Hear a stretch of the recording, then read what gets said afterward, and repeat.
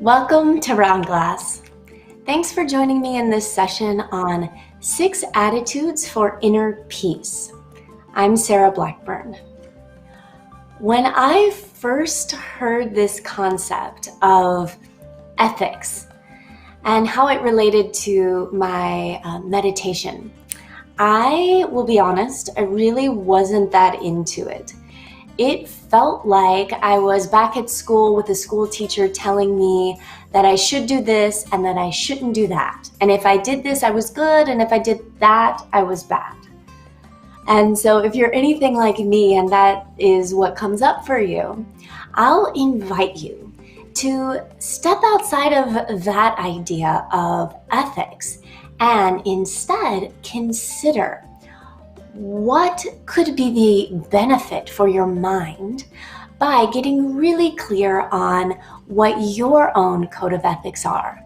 And then to consider how being clear in those core values that you have, how that could benefit the entire planet, those that are around us, those close to us, and how that could have a deep impact on our mind and meditation. Now, before we dive into it, I would love to hear from you as usual. If you can share in the chat, I'm interested to know if you know your core values. Is that clear for you? And if so, what are some of those qualities that you identify to be important? And they can be things like honesty or protecting relationships, whatever is a value of yours. If you're comfortable, share that in the chat. And while you're doing that, I'll quickly explain where we are and what we'll be discussing in this session. So this is the second session of a 6-part series where we're going to look at 6 different attitudes that we can cultivate in our life and in our mind that have a deep impact on our inner state of peace. And in this session, we're going to look at ethics and specifically why that would make such an impact on our state of well-being in our heart and in our mind. And then we'll have time to meditate on that. So that's the plan for this session. And with that, I want to thank everyone who shared in the chat. I see there are a lot of people here and a lot of core values that you've shared. I'm seeing things like your core values being authenticity, spirituality, being reliability. That's amazing. Having passion and positivity, values like empathy and kindness and integrity. These are stunning. Accountability, perseverance, amazing, and respect. Wow, those are all stunning. And I hope you enjoyed thinking through what your own personal code of conduct is, because we'll talk about why that's important. And let's unpack why this idea of ethics. What's that got to do with our mind and our state of happiness? So if you've ever met someone who had a clear set of core values that they lived by, a lot of times you'll find that those people are really easy to be around, or at least there's a sense of relaxation that comes in knowing that they are clear on what their core values are, and how they respond to any situation will align to what they believe to be the most important thing. There's a sense of trust, and oftentimes it can be a really, really amazing feeling. We can relax around ethical people. The other thing is that it has a really powerful effect on our mind. When we are clear about what is important to us and we make our decisions or respond to the world in accordance with what we've said is important to us, it has a powerful way of clearing our consciousness.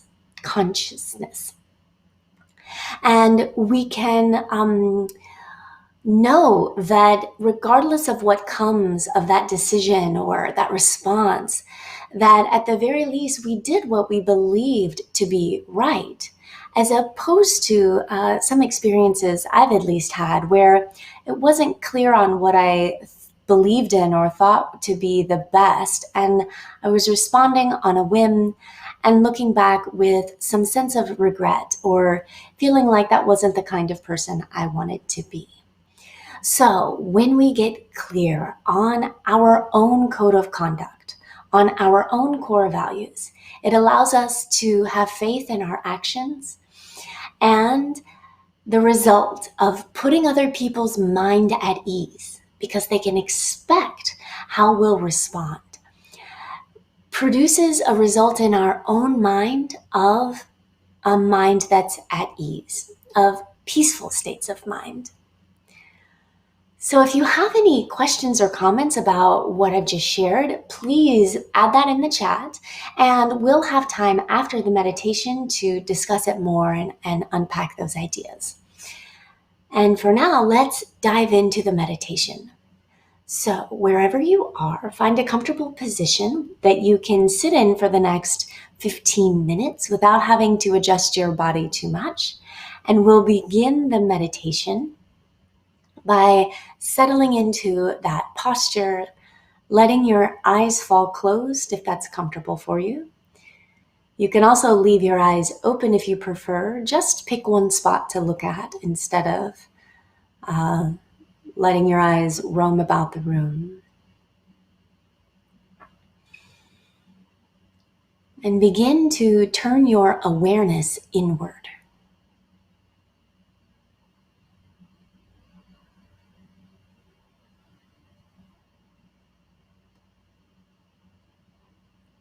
Notice anywhere in the body that might still feel tense.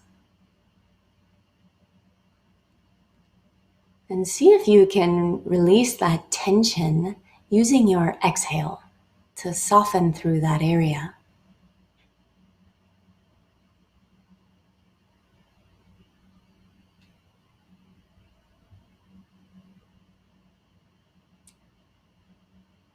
And then we'll also check in with a few important aspects of the body that support our meditation. So notice your spine and bring some alertness to your back so that you're in a position where you will stay awake but can still sit or lie in a relaxed state.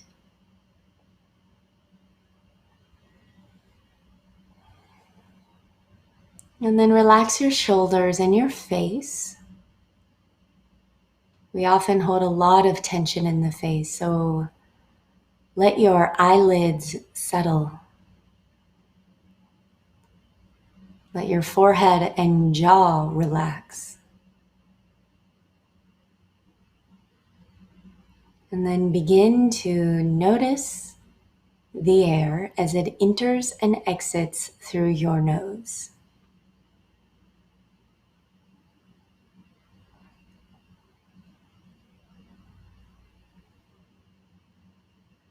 Let that sensation of breath be front and center in your mind.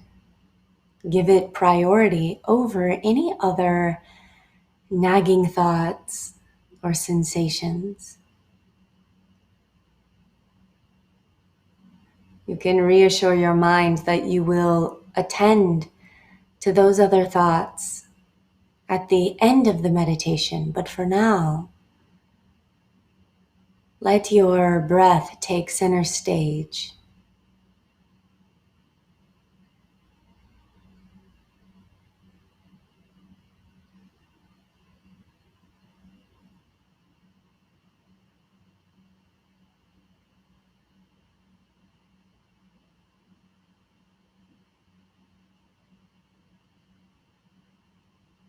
We'll take another couple moments following the breath at the tip of the nose.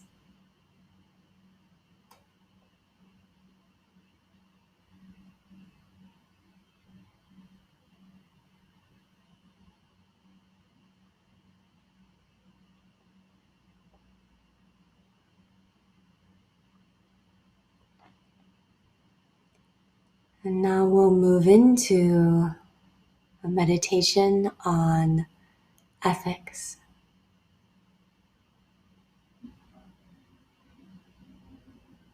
So, what are the things that come to mind when you hear the concept of ethics or your core values?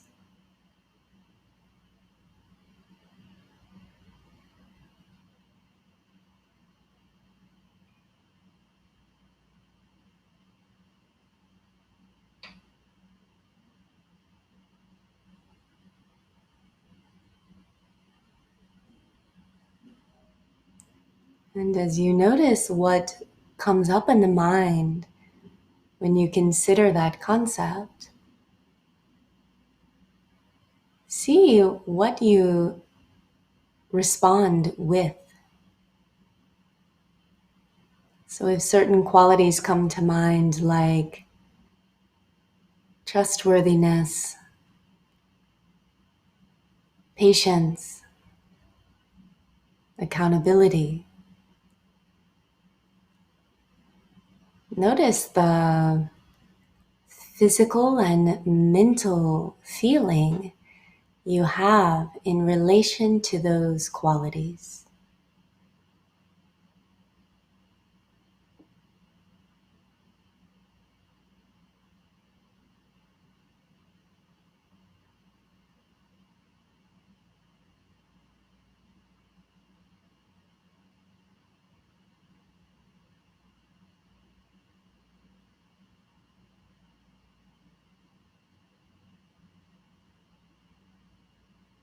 And then see if you can drop any emotional attachment or aversion to those qualities, that idea of ethics.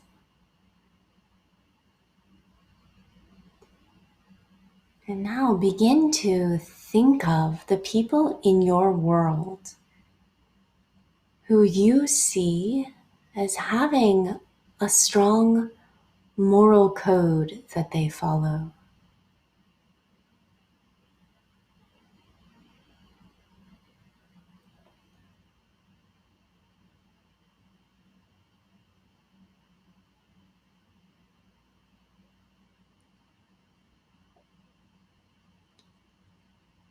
What are some of the indicators that these other people have a code of conduct that they work to uphold?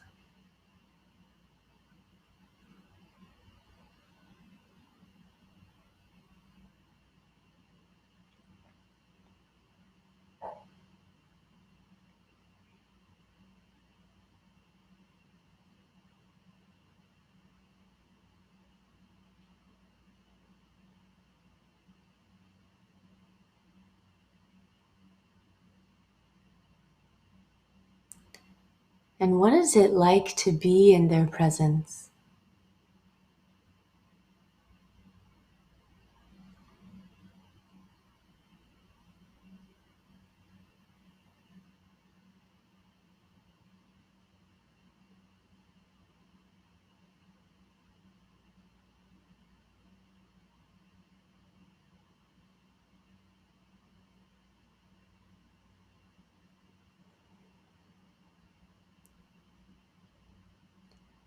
Next, consider what it would be like to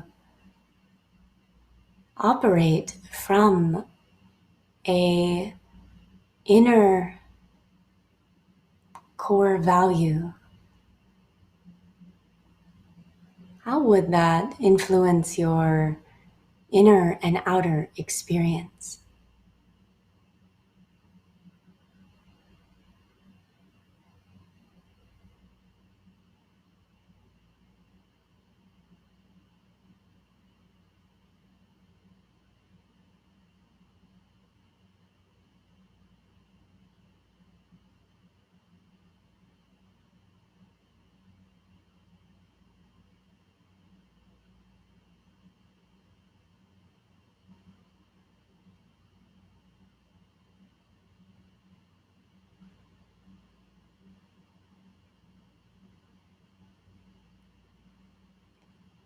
What would be the benefit of clearly identifying what you see to be positive and good, and then aligning your decisions and your entire life around list of um, that list of values?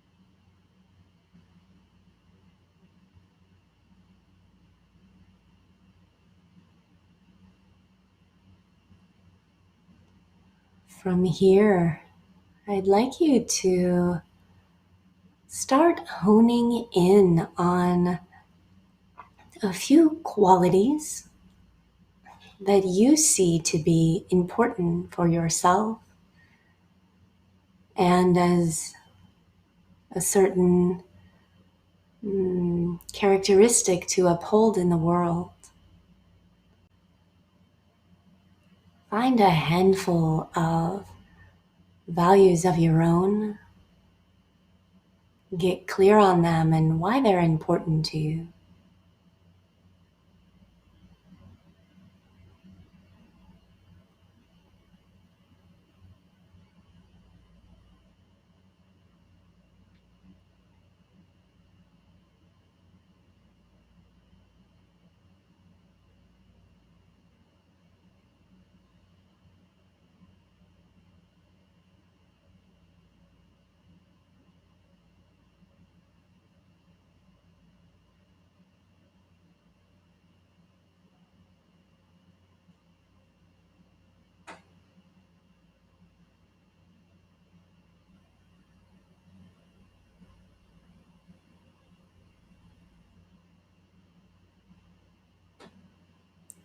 What are the qualities you would like to be known for? Is it honesty, accountability, kindness? What speaks to you?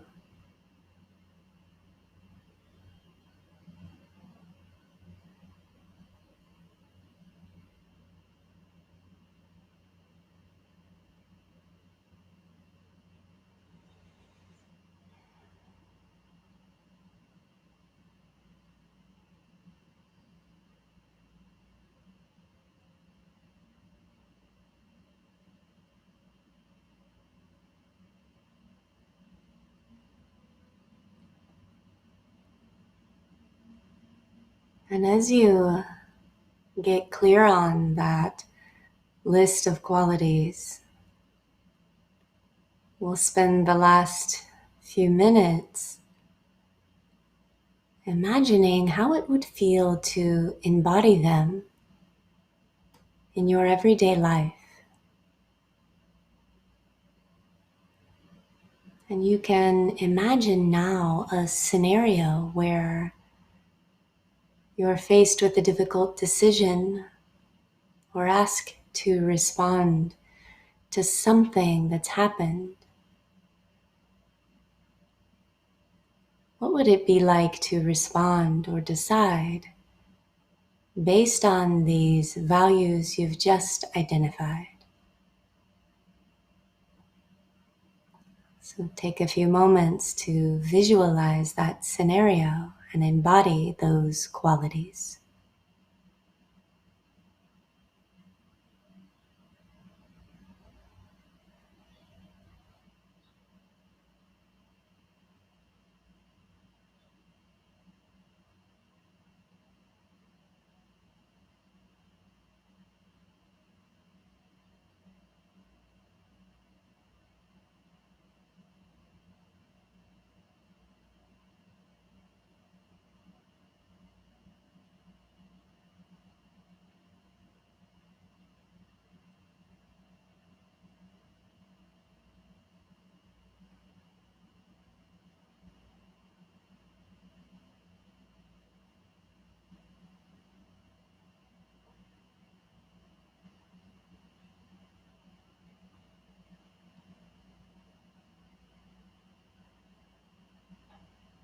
And then you can refer back to that list of qualities or continue to fine-tune it as you go throughout your day and your week and return to this idea of our inner code of ethics.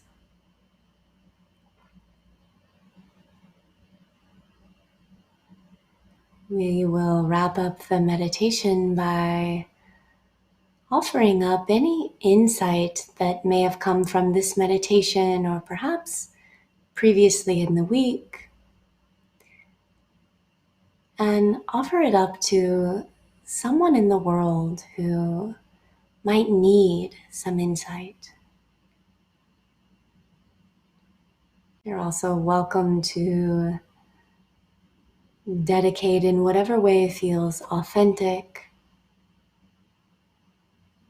The idea is that this time spent in meditation is of benefit to ourselves and to others out in the world.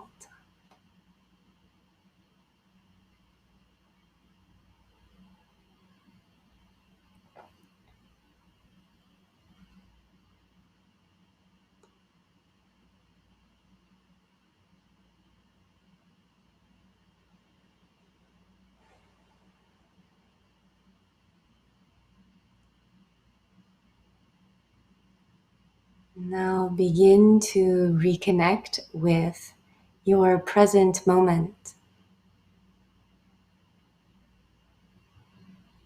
What are the physical sensations around you, the smells, the feeling on your skin, the ground or the earth beneath you? You can begin to deepen your inhale and exhale.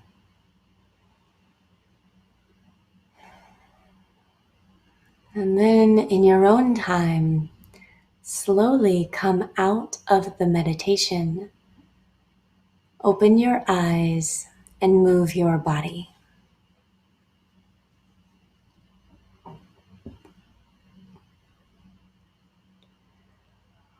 So now that we have spent this time cultivating a sense of our inner values, I hope that you'll go out in the world, try to operate from that sense of values and continue to return to it in your meditation. So like I mentioned before, if you do have questions or comments that may have come up in regards to that meditation or the topic in general, please add that in the chat now. And while you're doing that, I'll share something that often comes up around this particular topic and meditation and incorporating the ideas in our life. And it's that, what can we do when we've gotten clear on what's important to us and what our code of conduct will be, but we find ourselves in the presence of someone who either doesn't operate in the same way or has a different list of values. For example, a job or another relationship. And I think that experience tends to happen a lot when we get clarity around what's important to us. We start to notice it more in our world and when things line up and when they don't. So the first thing I'll say is to start by acting in accord with what you believe in and upholding that sense of dignity around what you've decided is important.